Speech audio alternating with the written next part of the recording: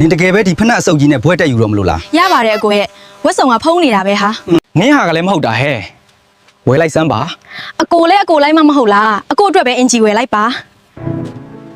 ဒီနေ့ပတ်စံရှင်းမလားမသိဘူးငါညီမအတွက်ဖက်နှက်ဝယ်ပေးရမယ်ငါညီမကအရန်တိတက်တော့မပူစားဘူးလေ ဒီဖက်နဲ့ဘယ်လောက်လဲဗျာဒီဖက်နဲ့ဆိုရင်ငါညမဘွဲယူရင်တော်လှမှာ ဖနက်က3000ပါရှင်ငါစုထားတဲ့ပတ်စံလေးနဲ့ငါကိုရွက်ဝယ်ပေးအောင်ပါပဲငါကိုကငါကိုအရန်ညာတာဘာမှမဝယ်ဘူးကိုကြီးအင်ဂျီမလဲသေးဘူးလားညီမလေးပြီးတော့မယ် ဩငါညမကိုအဖေအမေမရှိပေမဲ့ဘွဲရအောင်ထားနိုင်ခဲ့လို့ကျေနပ်နေတာညီမလေးရဲ့